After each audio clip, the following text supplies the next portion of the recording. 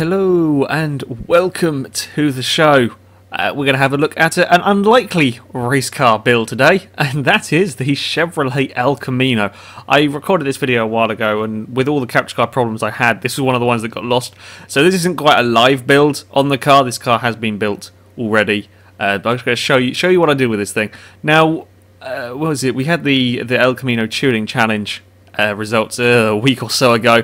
Those cars were B class on Forza 4, which is effectively C class on here. For this challenge though, I decided to make a B class car on here, which is the effectively an A class car. So like the lap time comparisons is pointless on these. It is a 568 horsepower muscle car, which is a little bit scary in this thing. Yeah, quite powerful, fairly heavy. Awful lot of torques. Yeah, it's an interesting car, this one. So as far as upgrade wise goes, the most important thing with this car is racing tyres. That's just essential. If you're going to try and build up sort of a classic-y muscle car, or a car that's likely to be very difficult to drive, I say this every time, racing tyres is the most important thing you can do, especially on Forza 5, where there is a lot less grip, just sort of grip in general. Also, I've gone for the biggest tyre widths I can get on this car, just because I need the extra grip. With a car like this, you really, really need the extra grip. The El Camino is one of the most difficult cars, I think, to build. So yeah, I need all of the grip imaginable. That was the first thing I did with this car. Also, you will have noticed there is a rear wing on it. That was kind of important as well. I haven't put front aero on it to try and keep some straight line speed. Now again, another very important thing, race weight reduction. Yes, you most definitely need that on this car. When you're making it to this PI, this class, you can fit on most of the handling parts, most of the racing parts that you want. I mean, standard is £4,000. You really want race weight reduction on this, as yeah, it's a big heavy car. Now it could be a bit lighter. I could get it down to, I think, 3,000. I can get it down to £3,100 if I didn't put the roll cage in, but I want the roll cage. As I said, this is quite an old car, so that extra chassis rigidity, I think that's pronounced correctly, is kind of useful. Also, if we put that back down there, you can see the stats. It's actually slower 0 to 60 time, despite being heavier. It's a slower 0 to 60 time. I'm guessing it loses performance if the chassis is flexing and stuff, possibly. So yeah, it is. That's another thing, very important in this car. And of course, anti-roll bars if you want to be tuning it. Race suspension, most definitely. Race brakes, also very important, because this car has 1970s brakes. If you left them standard. So yeah, you want race brakes. I can't remember if I did. Did I do anything? Oh yeah, I would have put a gearbox in, for sure. I built this car a while ago. Gearbox, yeah, an El Camino only has 4 gears as standard, so I would recommend having a race gearbox so you can adjust the gear ratios to your preference. I believe, yeah, if you run a sports transmission, you can have you can adjust the final drive ratio on a 4-speed gearbox, but I would still personally just go for a race transmission because you have a lot more fine tuning you can do with it. If you want, did I use? Yeah, I would. I used a race driveline. Again, this is stuff that was probably used just to make up PI and to lose a little bit of weight. In fact, you lose quite a lot of weight. Yeah, 17.5 pounds of the race driveline. Can't remember if I put a clutch in it or not. I did put a clutch in it. There we go. I put a clutch, and I might have put a differential. I did put a differential. So all of the handling parts pretty much have gone into this car. Now, as far as power-wise goes, I kept the standard engine. I'm pretty sure I did. Yes, I kept the standard engine. However, I did go for a supercharger because I thought I would. It'd be interesting. See how this does. As I said, we're putting out 568 horsepower. It's quite a lot actually for a B-class car. Again, well, for a handling B-class car, I should say. You can get a hell of a lot more out of them if you wanted, but if you're going for handling, yeah, that's pretty damn powerful. And then the upgrades, sort of engine upgrades wise, I was just using the rest of the PI up. So it's got a sport, what is it? Yeah, sport supercharger, and then I think I had added valves, and yeah, I was making up PI basically after I put in the supercharger. So I think it was valves and race carburetor made up the most power sort of combination for this car. So yeah, that was the build of of the vehicle. I'm hoping I have remembered everything. We're just going to go jump in a test drive since we use this track, and since this is one of the few tracks that is on 5 that is also on 4. I will go at the Catalonian National Circuit, and this car is actually... I was amazed at how well this car drove. Like, the El Caminos on Forza 4 are difficult things to drive. We had some for the tuning competition that were all pretty good to drive. Most of the cars there, like the straight line speed cars that were there, were a bit tricky.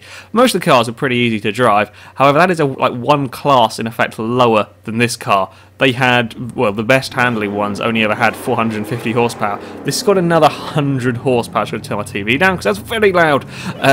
This has got like another 100 horsepower added onto them, and this handles better, almost. I mean, you're driving a 500 horsepower muscle car. You are always going to have to be careful on the throttle out of low speed corners. It is just a fact, and I've forgot where my braking point is for that corner. Never mind. Yeah, out of the low speed corners, you are always going to have to be careful. There is nothing you could do to stop this car from wheel spinning out of the low speed corners. Sort of tuning wise, that is all down to your throttle control. I'm still not massively used to driving on or using this controller, like the very sensitive trigger, so I do slide the cars a little bit more than I ideally would like to. But I mean, we're going through here, and this car's planted. This car is fairly well behaved. I mean, like out of this hairpin, yeah, I've got to be careful on the throttle, but that's not really a surprise. Again, over here, the curbs are a little nasty on this game, as I've said many a time. You've got to be a little bit careful. But if you just watch the throttle indicator, I can put on quite a lot of power fairly early out of these corners.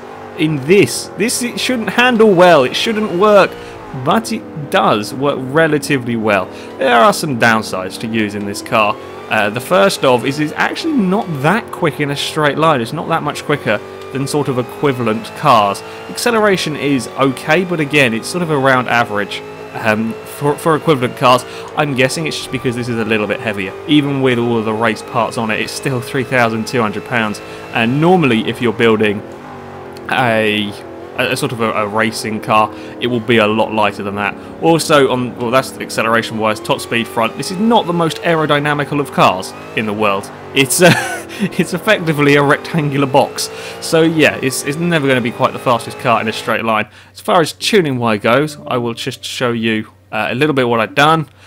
Gears have not been saved. That was clever of me. That didn't get applied. Oopsie.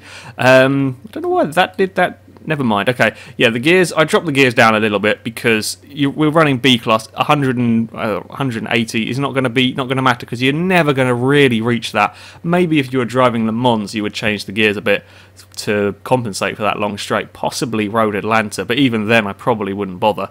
Around here or around most tracks, 170 is good enough, and also the car, once it gets sort of past 155, 160, this does struggle to keep going. I've added a little bit of camber onto it, just seems to give it a little bit more grip. Again, tinkered with the anti-roll bars and tinkered with the springs just to get try and control that oversteer. That is the big thing you're going to be fighting with an El Camino or a muscle car of any sort, really, is trying to keep control of the oversteer. I've also put the ride height as low as it goes, since it's actually still relatively high. 6.9 is pretty high ride height. Anyway, so that should be okay. It's not too bad over the curbs around here, and the curbs around here are pretty nasty. So yeah, not having any problems particularly with the curbs. Had a little fiddle with this and messed it up, and then tried to put it back again. And it seems to be working all right as it is, so I don't want to change it anymore. And aero, I can't do anything with the front. I increased the rear. I increased the rear full, and it was fine, and then I just sort of decreased it. And it was still fairly good, so I've tried to kind of get away with running as little aero as possible, just to keep that bit of straight line speed, while stopping the car from sliding all over the place. As I said, that's the challenge. That is the challenge with an El Camino, with a muscle car, or whatever it is that you are, whatever it is you're building, if it's this sort of thing, it is keeping control of the oversteer, because this car should slide all over the place. Now, it helps that I have huge tyres. Yes, I think that's probably what plays a big factor in this car. Having the biggest rear tyres possible is very important, and I've got that rear downforce on the back of the car just to try and keep it on the road, and it does. I was amazed that with my fairly small knowledge of tuning and combination of parts, this car is really not that bad to drive. It's not particularly good at the longer circuits. It just doesn't have the speed.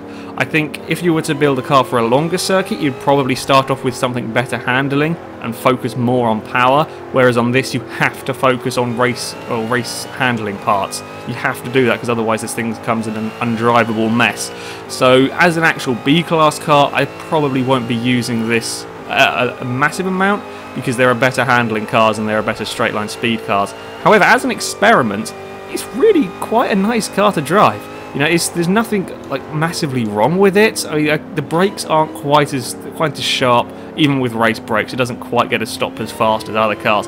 Again, that's probably down to the weight of the thing. It is quite a hefty car. This.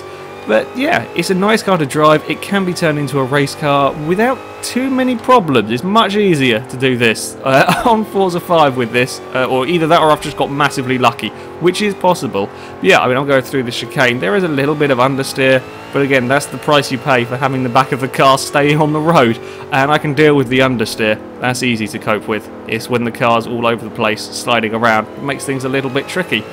I do quite like this car. I do quite like. It's just a nice car to drive. It also makes an incredible racket. We've got a big sideways moment going on here. There was nope. There. Yeah, it will go sideways if you're a bit of an idiot. I think I may have bounced a curb on that one. And yeah, of course it's always going to go sideways. It's in its nature to be sliding all over the place. But if you're careful with the throttle, and you don't have to be as careful as you did on Forza 4 with these cars. You see, I'm flat out partway around that blooming corner, no problems at all in this thing, and this is a more powerful one than the ones we had in the tuning competition. Yeah, I like this car. It's probably not the ideal B-class car. However, if you're on a sort of this sort of a track, sort of medium length tracks, I think this car would be pretty good. It's got a good combination, fairly good acceleration, fairly good top speed, and pretty damn good handling. You will have to be a little bit careful with the understeer on it if you're not used to driving cars like this. This is how I build my cars. This is how I like my cars to drive. So yeah, if you're not used to having quite an understeery car, you might find it a little bit difficult to get used to. I'm having a few issues because I haven't driven it for a week or so.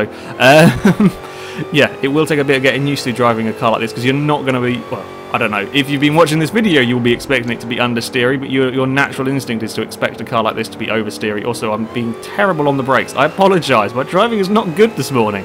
But yeah, I'll put this car on the Tune Share place. I don't blooming know. If you search for my game tag, I'll put it in the description. You can find this car. You can download it. You can have a go with it yourself. I'm being so bad on the brakes. Because I spent however many hours it was driving those El Caminos on Forza 4. I'm braking in all the same places, and this is a faster car, and it's not working.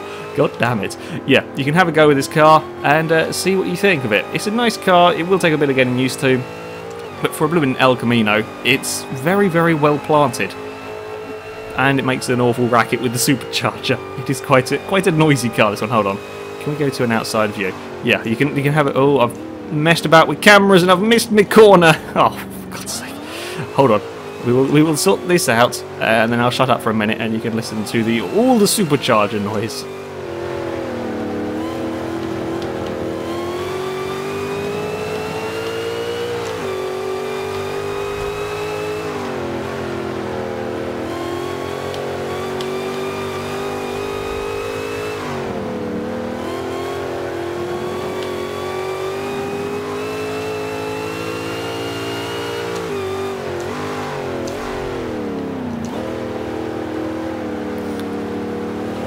There we go. See, I'm driving better now. Yeah, that's about it for this unlikely race car build. Let's go for a little bit of a slide, shall we? There we go. Takes a little bit of encouragement, but it will do it. It's quite a fun car to drive, if not the most serious of race cars. Yeah, that's very sideways. But yeah, that is me being incredibly stupid with the throttle that you shouldn't be. Yeah, give this car a download, give it a try, see what you think of it if you have Forza 5. Yeah, it's not bad. It's not bad at all.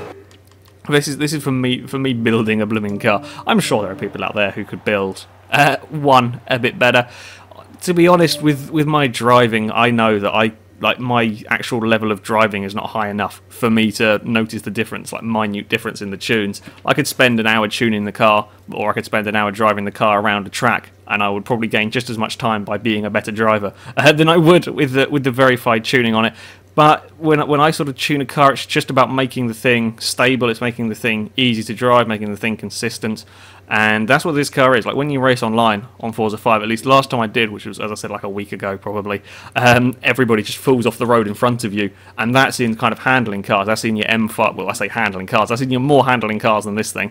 You know, your M5s, your Hyundai Genesis, whatever, Honda S2000s, whereas this and Chevrolet El Camino will stay on the road pretty easily, providing you're not an utter moron with the throttle. So yeah, yeah, give this car a go, or build up your own muscle cars. They aren't quite as scary. I think because everything slides around a lot more now, running a muscle car is less of a scary prospect because everything else is sliding everywhere as well. So yeah, what we have learned from this is the El Camino is actually not that bad a car, and in general, muscle cars are not that bad a choice of vehicle to be running, or at least as they were sometimes. However, that is it for this video, guys, so thank you very much for watching. Leave your suggestions for other either unlikely race cars or serious race cars builds you would like to see me do. I will have a look through, and my favourites or the most popular will be in a video at some point. However, until next time, goodbye.